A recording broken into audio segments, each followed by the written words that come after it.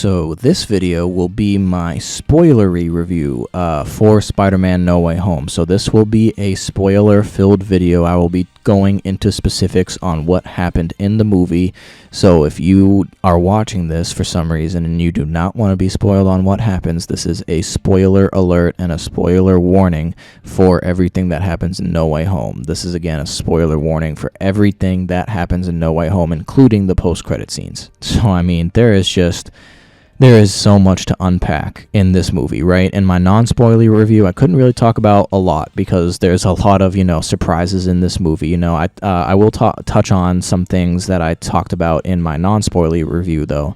The action, I don't know if I have a lot more to say on the action, but it was very, brawlic, nitty-gritty.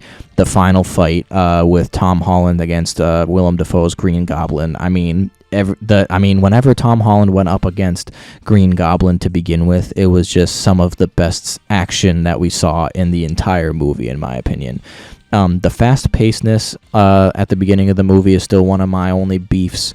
I do have other beefs that I'll get into, but it made sense for it to be fast-paced. I will say, obviously, at the beginning of the movie, they introduced Matt Murdock as his lawyer, a.k.a. Daredevil.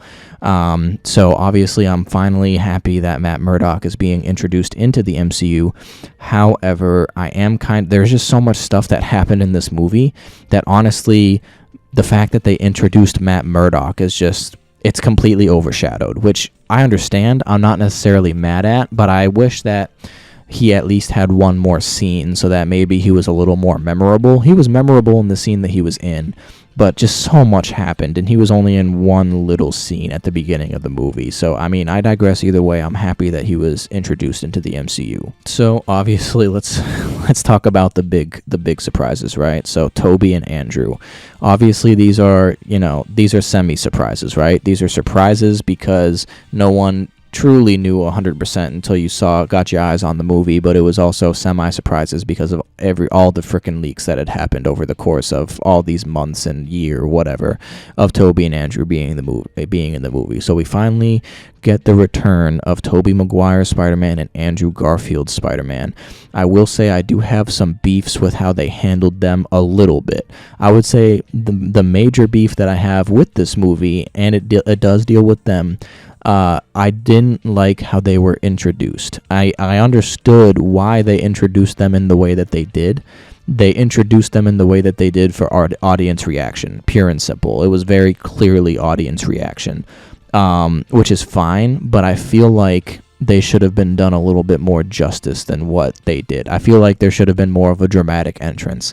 Like if Tom Holland goes through with the Statue of Liberty fight, and then maybe he gets freaking walloped, and then Tobey Maguire and Andrew Garfield come out of nowhere to help him save the day and win the fight. I think that would have been a more deserved entrance for them, and I just feel like it was a good entrance, and like I said, it was primarily clearly for audience reaction. But I also felt like it was just a little too jokey, a little too memey, just a little bit. So moving on to the final fight, and actually before the final fight, I'll talk about the character dialogue between the three Spider-Men. Honestly, it was obviously great. The references to Uncle Ben, with great power comes great responsibility, all that stuff. And I will say, actually, obviously, before this happened, I'll talk about May real quick. So obviously, if you've seen the movie, Aunt May died, right? Green Goblin killed her. And I think it was a great and powerful moment, and I think having her say "with great power comes great responsibility," the classic Uncle Ben line, I think that was a fantastic choice. It does raise some questions that I'll probably go over in another video on whether or not, does Uncle Ben even exist in the MCU? Who really knows at this point, but I digress. I think the choice to have Aunt May die was obviously sad, but it was really good for the character development of Tom Holland's Peter.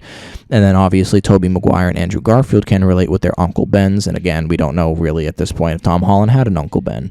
But yeah, their bonding, their kind of coordination with how they interact with each other and all that stuff like that. And everything about their interactions was just absolutely fantastic. So now I'll move on to the final fight, and I will say the only beef I had with the final fight is I kind of wish there was more Toby. There was obviously a good amount of everybody, but I just wish there was a little bit more Toby. I don't know if that's just nostalgia talking, but I kind of felt like they favored Andrew Garfield's Spider-Man a little bit more than Toby if I'm comparing the two. Obviously, Tom Holland's was favored the most because it's his movie, and I absolutely respect that.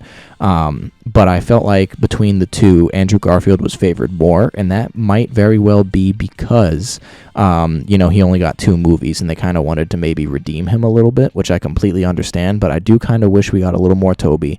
Speaking on that as well, I kind of wish that we got more, I shouldn't say more, I should say Toby on Goblin action at all. We didn't really get it, not that I can remember. It was mainly Tom Holland that had action with Green Goblin, which is absolutely fine. I love the action that they had. But I would have loved to see one-on-one action with Toby and Green Goblin again. It would have been honestly awesome. Obviously Tom Holland being kind of the bigger person to not kill the Green Goblin at the end for killing Aunt May. Obviously he had the help from Tobey Maguire.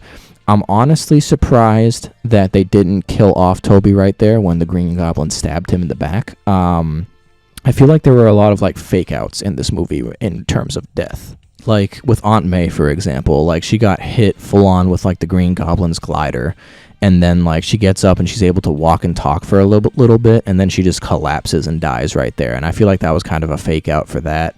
And then with Toby, I mean, he got stabbed and then he kind of got up and he was fine and stuff too. I thought that was a little bit of a fake out.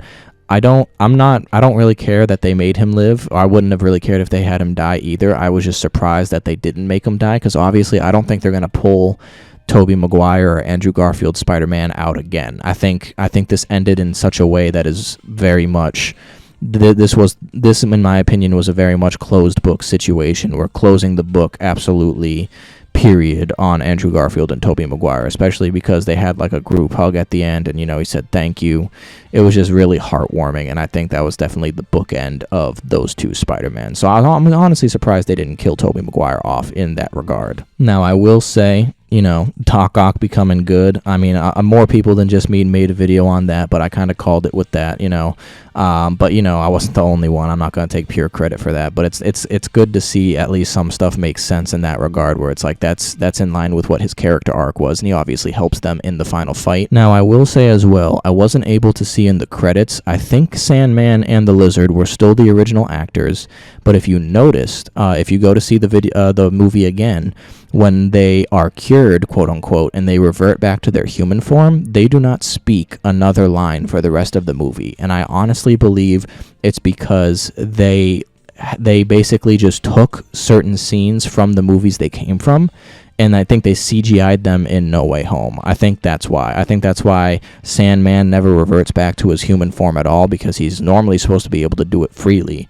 but he doesn't do that at all until he's cured, and then he doesn't speak again for the rest of the movie. So I think that's the reason why. I think they probably just came in for voiceover work, which would also explain why they were never interviewed as some of the main villains, because they only did voiceover stuff. So I think that was pretty spot on as well. And then finally, obviously, the ending of the movie, right, where everybody's mind is wiped of Peter Parker being Spider-Man. Nobody knows basically who Peter Parker is. And Peter had originally promised MJ and Ned that he was going to come find them and try to explain everything, and then he obviously makes the decision not to. It's a very powerful decision, and I definitely saw it coming. It is kind of upsetting, but it was easy to see, in my opinion. And I think part of this, obviously the movie ends with him kind of in a grimy apartment in New York, and he starts swinging around. He made a new suit, which, I mean, this new suit, I really wanted a better look at it, but this new suit looks very 10 out of 10 to me. It looks very classic, very bright blue and red with the thick black lines. It looks very comic book accurate. From what I could see of this suit, I liked it a lot. So I'm very excited about that. But I think obviously one of the main reasons why they decided to not have MJ and Ned be reintroduced into Spider-Man's life again is because I think they're going to try to make the next trilogy of movies, if that is the case, they're going to try to make this next trilogy very similar to how Tobey Maguire and Andrew Garfield's was, where they barely got any outside help. They were kind of just had to do shit on their own, and they kind of just had to figure everything out. So I think that's the direction that they're going to go for with Spider-Man from now on. Spider-Man's movies, You might have like a cameo or two from like street level heroes, like maybe Daredevil, but I don't think like any big wig names are going to be in them. And obviously, I don't think Spider-Man is going to be in any other movies, maybe not until like a big crossover event. So I think that's the direction they're going over with Spider-Man now. And then obviously the post-credit scenes, I'm not going to talk about them too much because I already made a video on them. Obviously the first one is establishing that the Venom symbiote is in the MCU, even though Eddie Brock, Tom Hardy's Eddie Brock and Venom got transported back to their own universes. Obviously that's a great decision. We'll be able to see some Tom Holland Spider-Man on Venom action eventually. And then we got a Multiverse of Madness trailer, which would be just too much to even talk about right now. But overall, the post-credit scenes were great as well. I love the fact that they're allowing, Sony is doing their own thing still, but they established that the symbiote is now in the MCU, so we could potentially see that. Overall, this movie was an easy 9 out of 10. I will say with that first post-credit scene with Eddie Brock and stuff, though, I was about to cuss Sony out. Like, as soon as we saw him morph away back into his own universe, I was really like, you put him into the MCU for him to not be in the movie at all and then go back. That was almost absolutely ridiculous, but I respect the decision that they made, and it is a pretty smart one to make logistically. But again, I give this movie a 9 out of 10. I can't wait until I can go back and see it again and kind of sit more with it over my thoughts and how I thought it was. But comment down below if you enjoyed the movie, and if you enjoyed this video today, feel free to like and subscribe for future Marvel content. I appreciate you for watching the video.